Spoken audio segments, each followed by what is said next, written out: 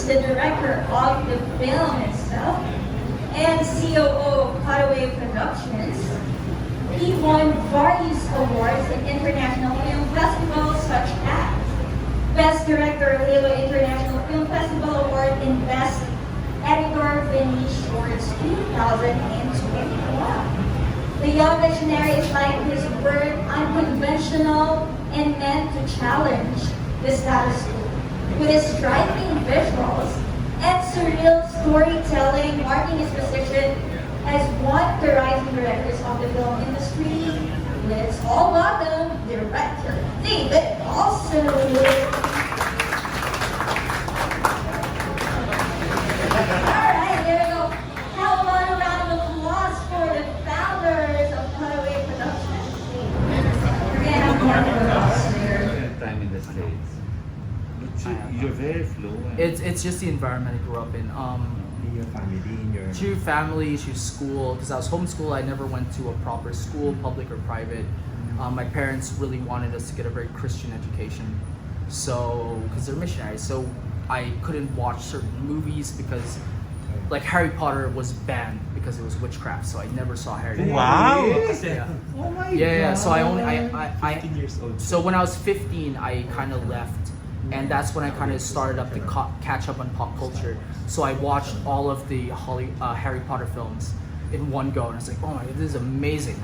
And even Star Wars, I wasn't allowed to watch. I was hiding behind like the window. That's of my- not witchcraft. Yeah, but it was violence, and yeah, Ang tagal mo pala talagang dream talaga maging. there was nothing else that I wanted other than to be a So filmmaker. when was your break into directing?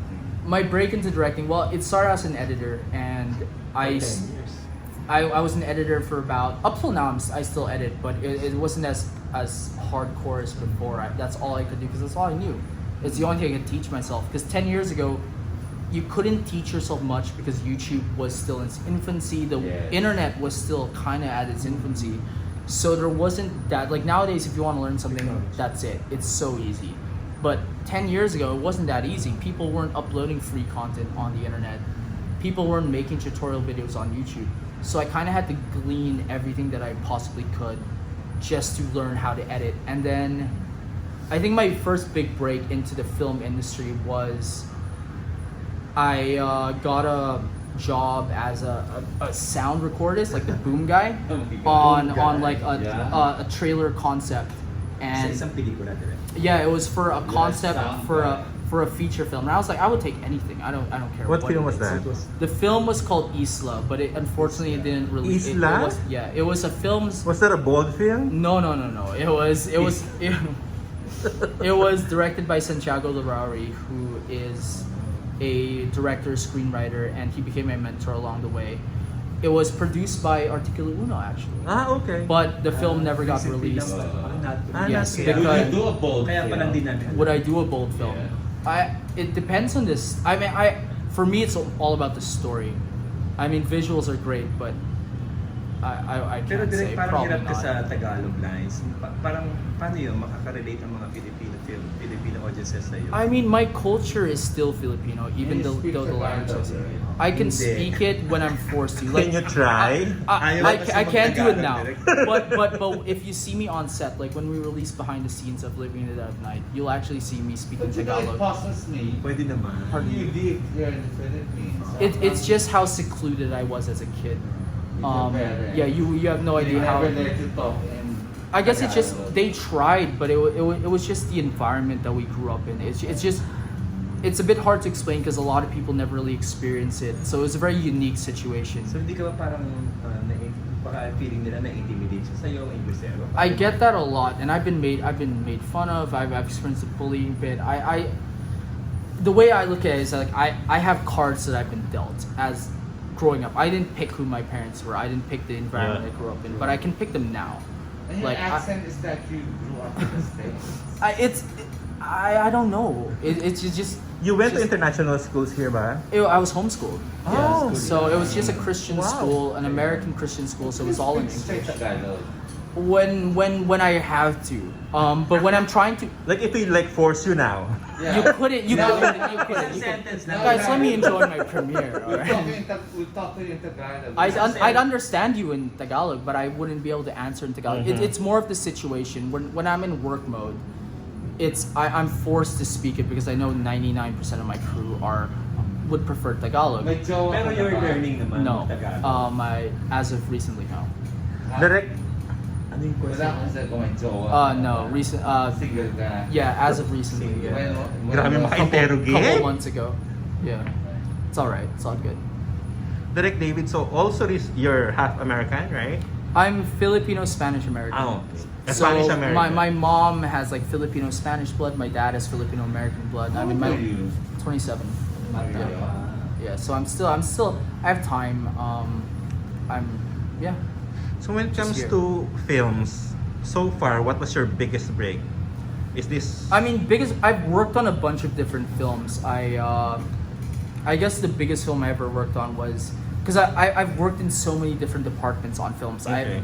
The only department I haven't worked on was probably hair and makeup. Okay. But I did cast. Really? Yeah, I've done every department. So You've done it all. yeah, so I think that helps me a lot when it Yeah. comes to understanding the structure of filmmaking. But I think the biggest film I worked on was Goyo, actually. I don't know, the poster's downstairs somewhere. But yeah, I worked on Goyo casting. So I worked in the casting department. It was something that was offered to me at the time, and I was like, I don't really know too much, but I'm gonna say yes because I understand the experience, the value that the experience is gonna bring me. So I spent 7 months working on that film, 7-8 months. Wow. As the casting director. Not the casting director, I was on the casting team. Okay. So I handled about 100 talents. It was insane. It was probably the most people I've ever talked to in my life. Yeah. So I had a, I believe there was like a role set for me there, and I just filled it as best as I could. Yeah. So And you're- have you acted in your film? I'm actually in Living.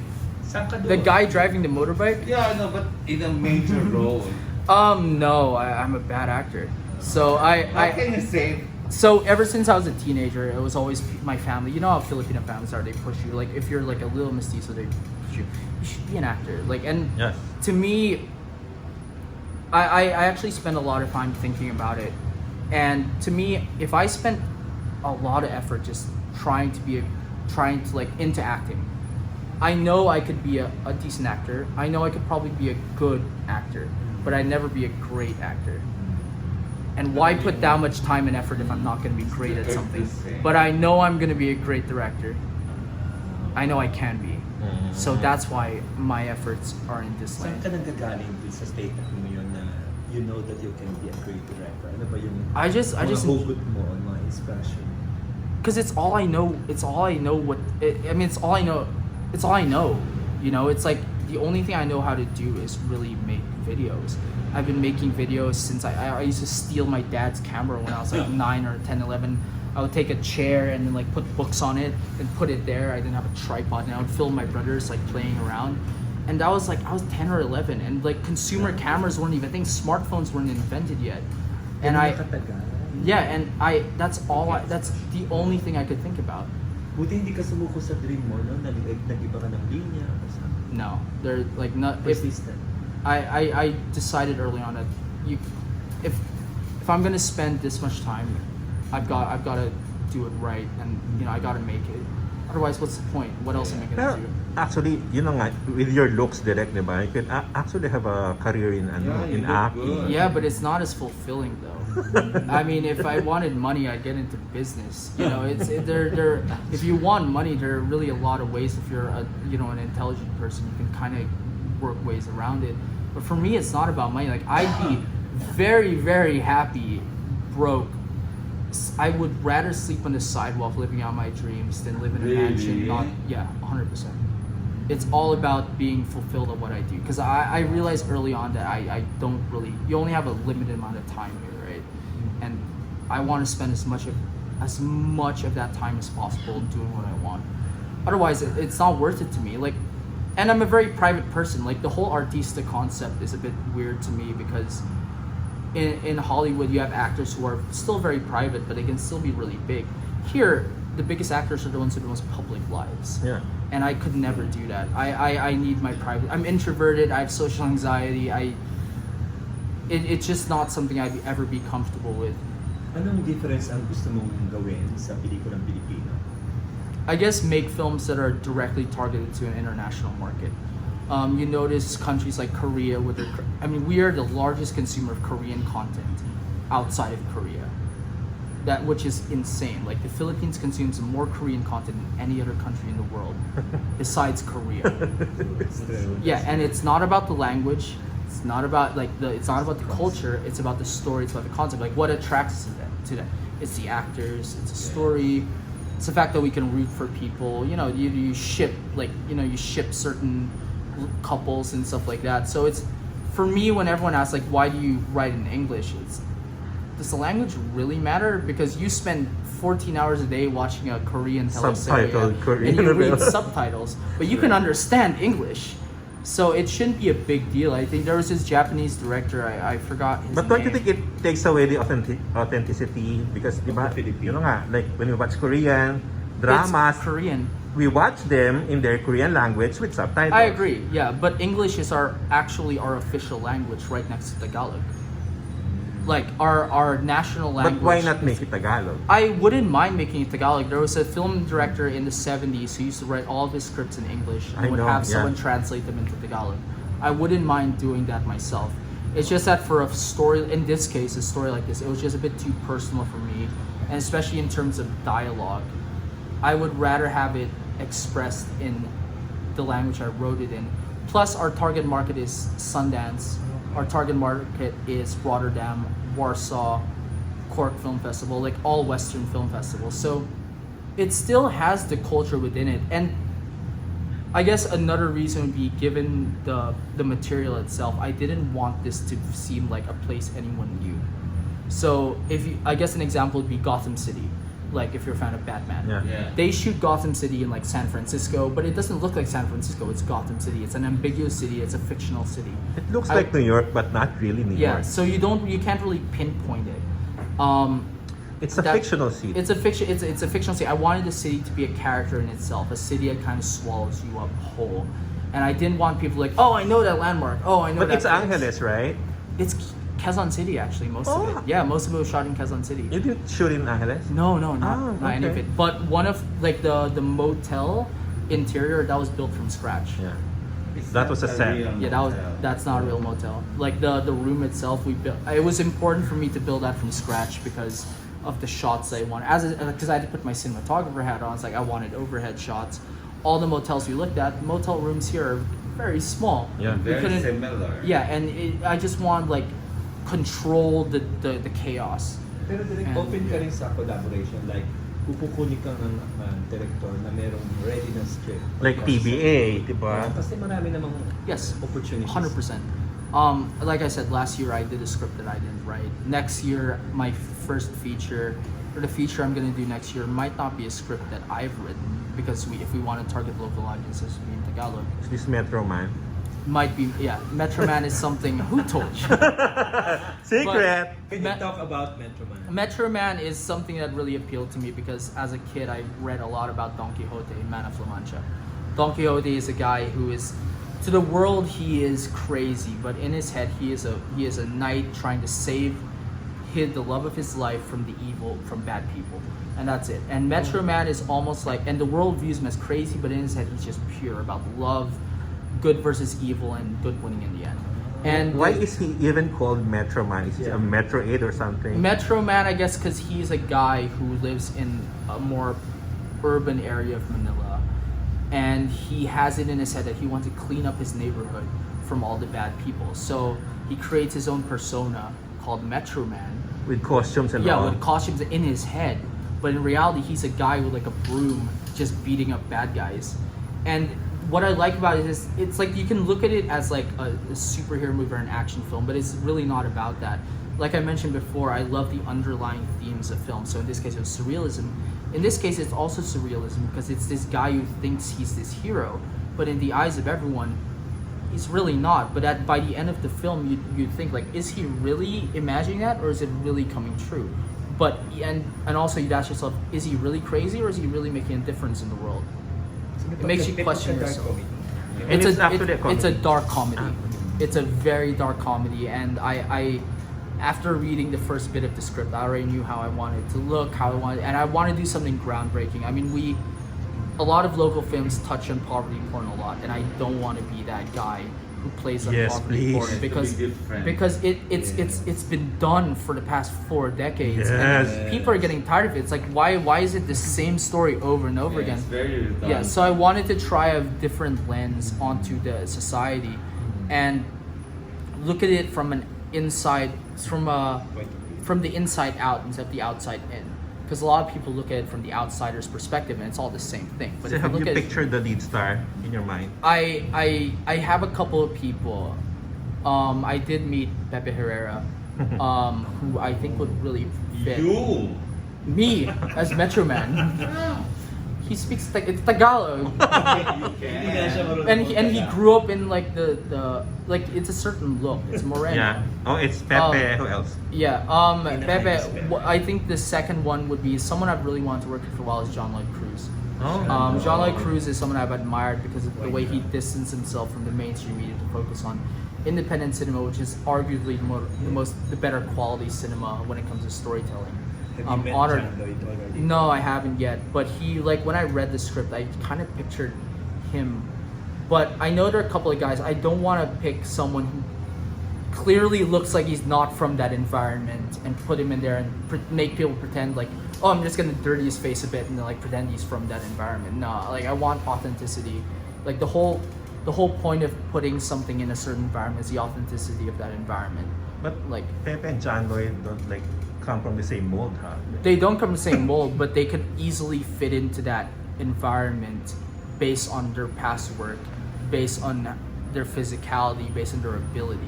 If I were to take, I don't want to get canceled. I mean, if you were to take someone who generally doesn't look from that area just for popularity's sake and put them in there, sure, the film might be more popular, but you'd lose the vulnerability, authenticity of the character just because you want someone, just because someone wants to push someone to become more famous. So you're eyeing Something like that Metroman for MMN 2023? eyeing, yes, ideally. I know it's a big goal, but given the source material, given the idea, and given the crew Yes, that why we'll not? probably put together, Yeah, I think it can work. You have a long way to go. Okay, so Yeah, Direk, I've got time. Direk, what's your dream movie? Dream film would be to touch more on the supernatural aspect of it. I know I a lot of love it. Filipino films have touched on the supernatural, but I haven't. I want to do it in a way that appeals to the international audience. So, for example, you have guys like Frankenstein. The biggest lore story of all time is Frankenstein's monster. Everyone knows the story of Frankenstein.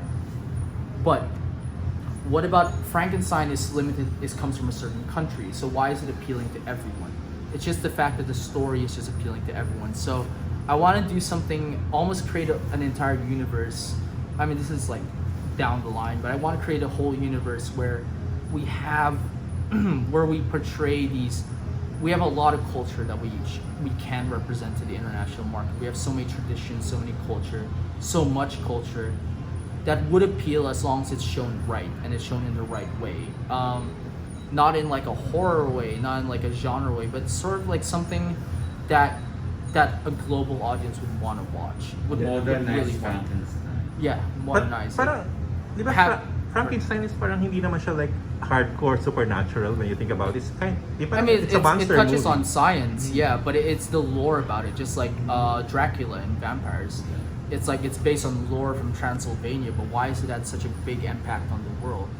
Because it's relatable. Like I want to find some relatability in these characters that would tell our story across the world. Because that's the goal, right? We want to tell our story to as many people as And possible. make him Milan. Are you like personally into the supernatural? Very, Wow, that's interesting. very into the supernatural. Have you been to like Sikihor or I these have mystical been, I places? have been to Sikihor actually. I love it. spent about a week in Sikihor, and I it's I love it's, Sikihor. It's It's trippy. beautiful. It's beautiful, but you know there's something about that island that's just something there, but you can't put your finger on it. Where The did you stories- go? I took about Creepy. It's creepy, but once you get to the heart of it, because there's a tourist Okay. spots Okay. of Sikihor. But I had a friend who knows Okay. like the routes through, and we went deep into it. Spent about a Mhm. week there, Mhm. and just stuff that you notice. Like you can't really put your finger on, you can't really explain it, but Yeah. you notice something there. Mhm. And you know, maybe it's in your mind's eye not to see it. Maybe you're too ignorant to see it, but there's something there, and you can't deny that. Yeah. So yeah, I mean, I touch on that because it's something that comes from a place of like personal interest. Nice. So the supernatural, but make it Pinoy. Make it Pinoy and make it appeal to the world. Yeah. You know, like Relatable. relatable. Like I want the superheroes have been relatable since they came out. It's the same, like since they were written in the Feeling mo ba 20th uhaw century. ang Filipino audience sa ganyan tema? pardon me. I mean, the Filipino audience are really looking forward to those kind of Why not? genre. I mean, if you look at a lot of the kids nowadays, they know very little about Philippine history. They know very little about Filipino lore. It's because we're subject to our cell phones. You know, you take information in bites. You don't really take the time to learn history about things, history of music, history about science, history about art. And I feel like it's gonna be lost if we don't preserve that. And I mean, what better way to preserve it than as films? Those Yeah. last forever.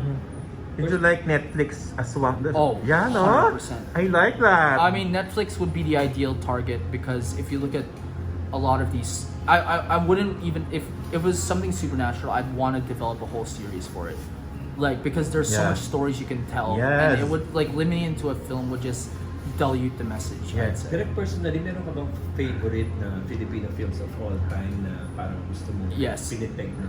I wouldn't say as a peg, but I'd say someone who inspired me a lot was LINO Brocka. Which one?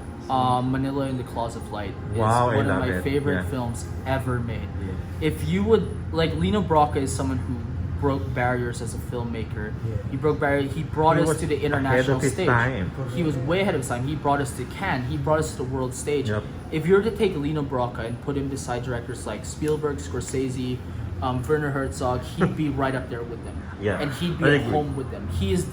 I've seen archived interviews of him.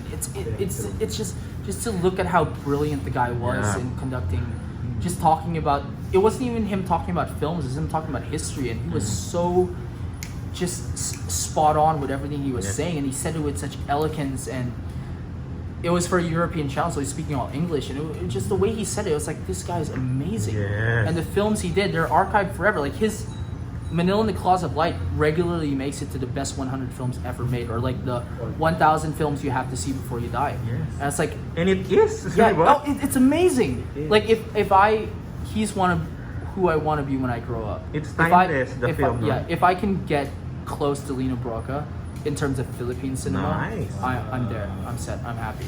That's the goal. Yeah. Oh, last question. What's your ultimate dream for Cutaway? Cutaway Productions. To solely produce films.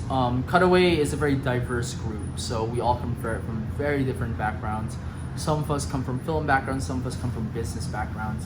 So the goal for Cutaway is to become a film studio in its own right. We produce our own films, we buy films, we market films. I want us to take over a huge chunk of the film space in this industry, but with the primary focus on quality, where it's not there like, okay, this is a cash grab, let's take it.